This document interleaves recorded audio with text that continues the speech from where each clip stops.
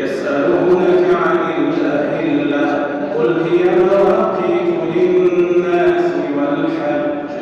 وليس البر بأن تأتوا البيوت من ظهورها ولكن البر من اتقى وأتوا البيوت من أبوابها واتقوا الله لعلكم تفلحون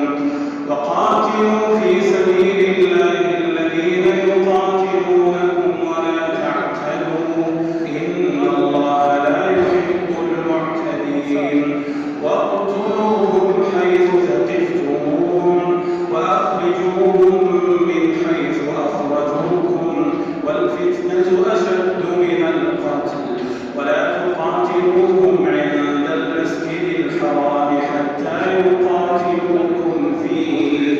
فإن قاتلوكم فاقتلوهم كذلك جزاء الكافرين فإن انتهوا فإن الله غفور رحيم وقاتلوهم حتى لا تكون فتنة ويكون الدين